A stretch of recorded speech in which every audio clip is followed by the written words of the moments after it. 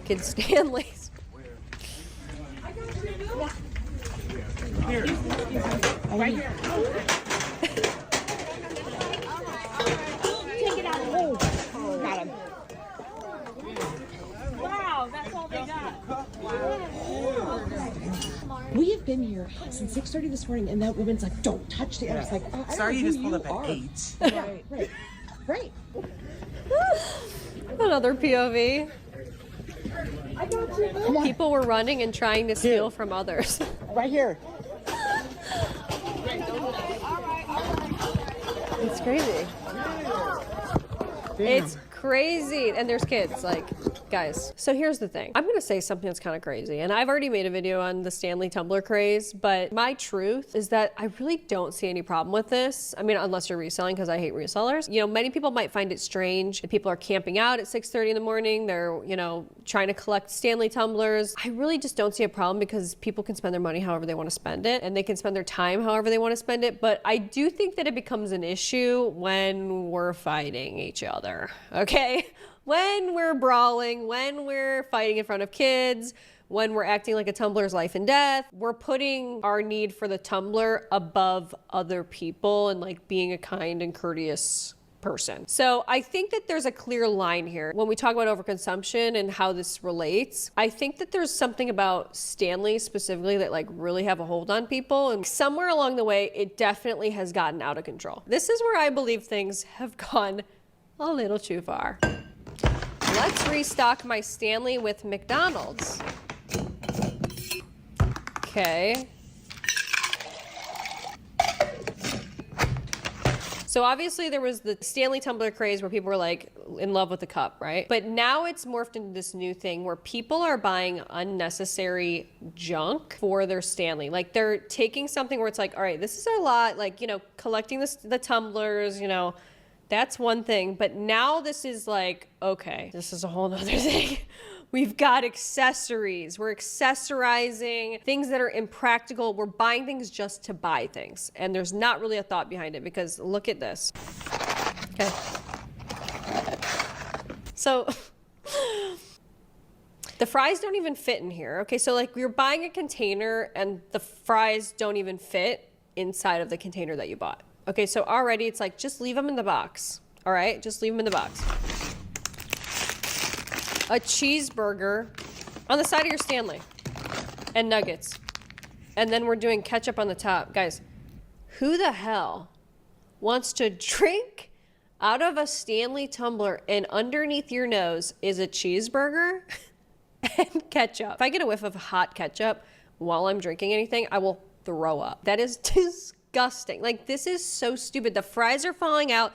It's impractical. When we talk about overconsumption, a lot of the time it goes hand in hand, okay, gentleman's handshake, with impracticality. And I think this is one of them.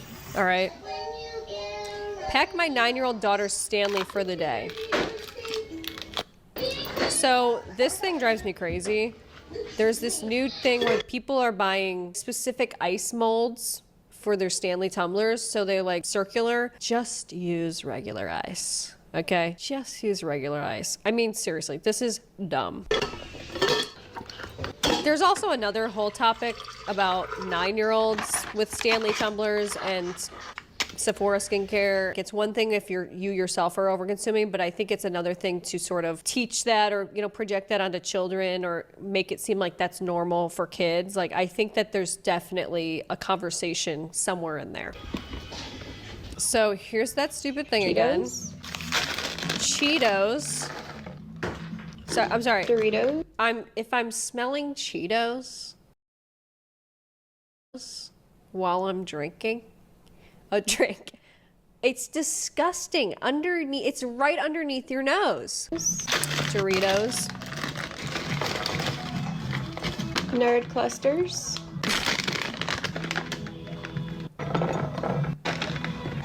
M&Ms. I mean, why? Just why? And then there's a bunch of other accessories, like you're gonna see a lot of this, but there's charms now. There's lid toppers that people are using. There's boots for the bottom. Like all of this stuff for the Stanleys, it's really gotten out of control. For the day. this is what her Stanley looks like, all packed with her snacks. Here you go. Thank you. It's silly. Make my breakfast with me. All right, let's see. Okay. So we got a lid topper. We got the tray. So we're putting milk and cereal into a Stanley. Milk. I just can't get over the combinations of food that the people are putting right underneath their nose. Who's eating that many wafers? Ice cream and pretzels. Pack my Stanley to go to the movies. By the way, I would also like to mention that a lot of these, you know, overconsumption videos and like these ridiculous pack my Stanley videos, like as if you're actually going there.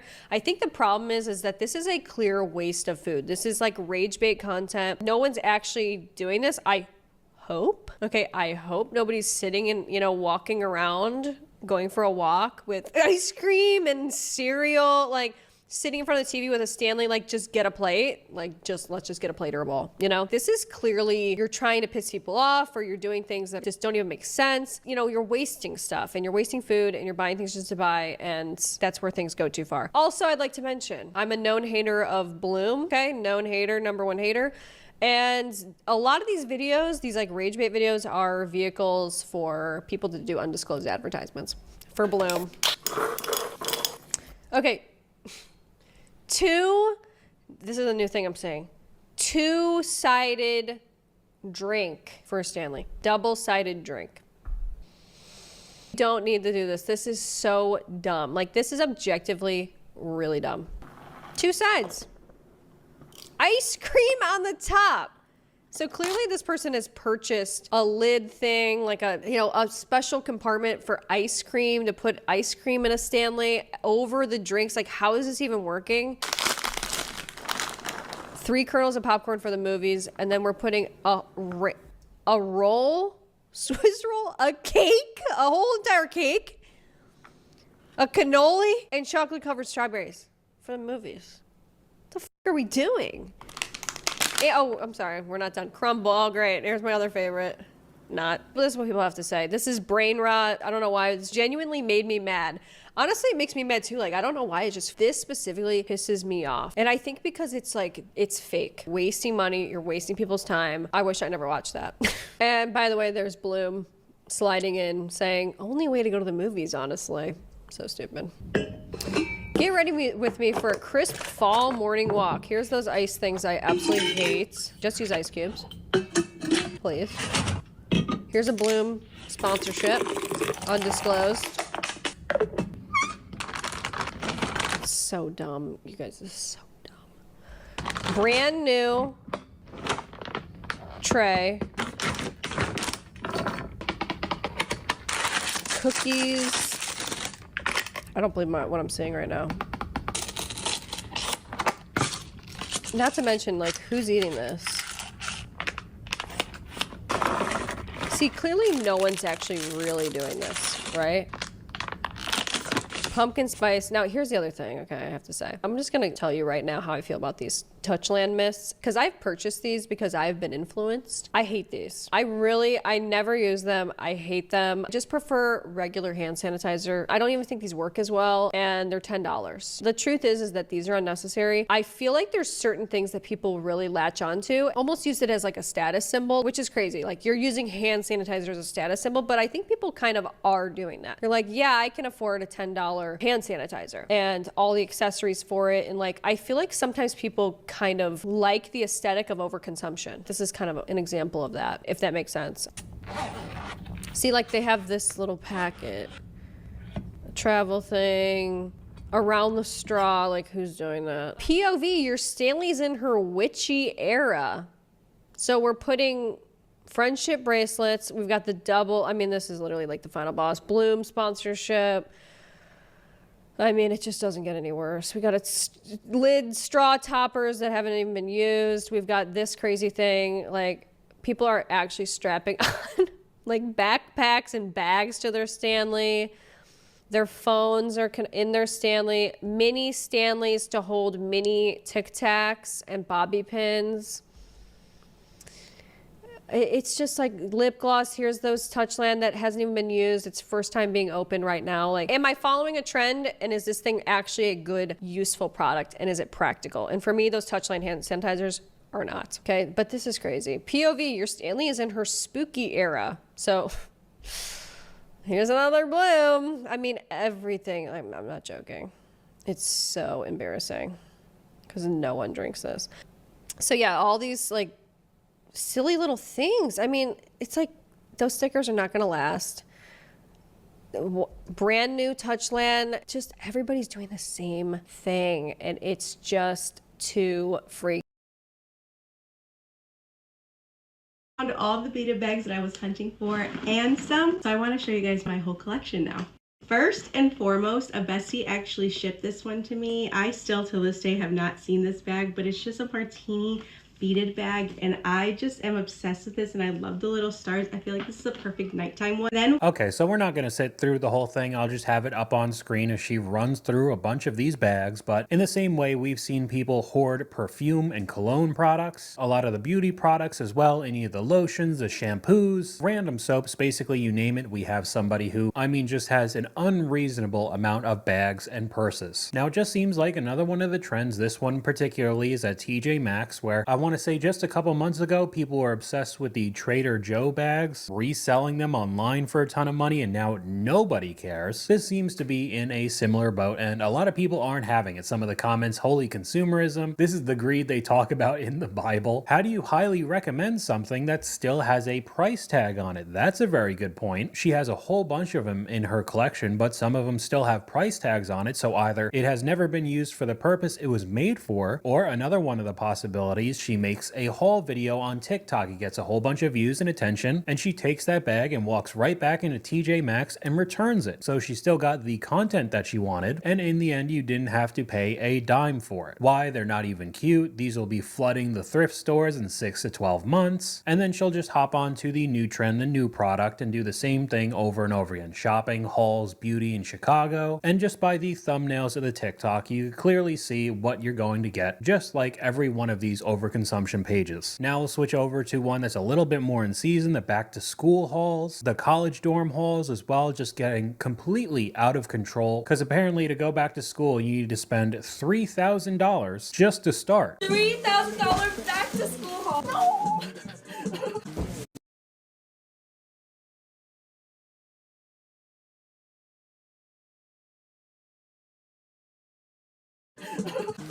My God. When I tell you that was a whole workout, I'm full on sweating. Let's just get into it because I have so much. So again, I'm not going to be sitting through this watching it all, but this is an entire 2-part video because that's how much stuff she had of, I mean, an unbelievable amount of clothes just to go back to school. What happened to everything that you wore last year or even during the summer? I guess it's just completely thrown out. It's not in fashion anymore, just goes right into the landfills, which is exactly what's going to happen with the items she's currently showing when she decides to make yet another clothing haul. But I guess even $3,000 isn't enough. I found a clip up on screen that was a back to school haul that cost $35,000. That's why everything just needs to be anteed up. When we're talking about influencers in today's day and age, it needs to be the craziest and most expensive. I mean, to the point where they're just lying to you. We'll see that a little bit later in the video, but I mean, this one's just a whole bunch of ridiculous jewelry, electronics. Clearly, you don't actually need it for a back to school haul, but it's something to put in the title and the hashtags, and you'll get more views and more attention. Same when we're talking about the dorm room hauls and the amount of stuff people are buying just to move into their dorms. I mean, this example isn't even the person going to college. This is a mom making an entire series on her TikTok. Welcome to my dorm haul, except it's everything that I bought my daughter that she doesn't care about. Starting with a monogram tool set. So not surprising, it just gets into insane consumption and shopping and just going above and beyond things that you would actually need at a college dorm. And I'm just showing a single video up on screen right now. Like I said, she has an entire series of this on her page, just spending ludicrous amounts of money because it works with the algorithm. People engage, even though a good amount of the comments saying this is out of my tax bracket, it's a crazy amount of spending. But whether you like it or not, seeing this day in and day out will make you want to be like them because everybody wants to keep up up with the Joneses. I mean, there are so many different examples out there. How much have you spent on dorm stuff? And it's just a mountain of items. I mean, I don't even know how you would fit all of that in a normal dorm room, especially if you have a roommate. They're not really that spacious, but in the end, it doesn't matter. It makes for a good thumbnail and a good caption. So that's all anybody really cares about, the attention and validation you'll get online. So let alone the fact that college tuition is now unbelievably expensive for so many people, easily racking up 5 or 6 figures worth of student debt, while simultaneously having a terrible job market when you do graduate. So it'd be more difficult to land a job to be able to pay off those insane student loans. But now walking into the dorm room, you have to have maxed out credit cards because you bought everything that you could possibly think of. It really is just getting to be way too much. And we have a couple comments from you guys because I asked, are there any overconsumption trends that I missed in this video? Kinda shocked you haven't covered Pokemon. It's not as bad as Labubu's, but close. You could kind of lump that into the next comment, Warhammer figures. I know a lot of people are into Legos and Star Wars, spending insane amounts of money. And I do want to say before we get into the rest of the video that I do think it's okay if you really enjoy a specific niche. You collect something that you really like as long as you can afford it and it's not really hurting you financially. It just seems to me like a lot of what people are collecting right now, the products are just trends and it's not something that they actually like. It's just because other people have it and within a few months or a few weeks, nobody cares about it anymore. You need to get this new thing. But the previous products still cost you money, and that's how you constantly drain your bank account without really knowing, while also purchasing things you don't really want or need. Some comments, doomsday preppers. Why do I have a 50-pound bag of salt? Why do I have 500 pounds of beans and rice? Why do I have $80,000 worth of supplies that just sit in totes? Books. Some people can't stop buying books, and I don't even read them. I'm a gun guy. I know for a fact that there are a lot of gun guys out there buying $1,500 guns. Items for pets like custom pajamas, various jackets, Yeti bowls, custom dog houses, leashes, footwear, grooming, etc. My vaping brothers collect different colors and designs of reusable vapes. Another person saying books or personal libraries. Crafters. I don't think I know anyone who sews, crochets, beads, paper crafts, etc. that don't buy. People have more supplies than they will ever use.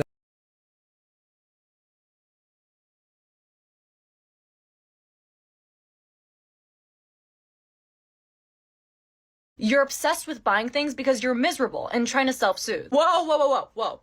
Let me explain. When you wake up in the morning and can take the time to notice the beauty of the flowers on your nightstand or appreciate the color scheme in your room, it signals safety. From an evolutionary behavioral standpoint, we only have the time to almost stop and smell the roses, or acknowledging and enjoying the beauty around you. We're not actively worried about food, safety, shelter, potential predators putting us into fight or flight. We only have time to customize our life with material when we generally have achieved a safe quality of life. So when we buy things or consume, it tells our monkey brains that we're safe or happy, and it makes us feel good. Temporarily. But when we see this level of consumption of people buying aesthetic items non-stop all the time, it starts to feel like compensation. Why are we so desperate to live the fantasy that the items we buy represent? Why are we obsessed with aesthetically customizing every aspect of our lives? I believe it's a method of self-soothing. We've hit such a radical point of overconsumption that we're beginning to use it as a band-aid to cover up a bullet hole. We try to fill our hole of dissatisfaction and anxiety with the temporary feeling of safety an aesthetic environment brings us. But at its core, there's still something missing. By constantly buying things, we're trying to use our evolutionary biology to fix a problem caused by modern society. And while it acts as a crutch, it ultimately leads to our issues getting worse as we continue to shop on Amazon for a distraction. Think before you consume. Do you need it or do you need help? That was very well said. Did you know that the average woman in the 1950s only bought 10 new pieces of clothes per year, and each piece she kept for over 10 years? Did you know that today the average woman buys 68 new pieces of clothing per year, and on average only keeps each piece for 2 years, wearing each piece only an average of 7 times before getting rid of it?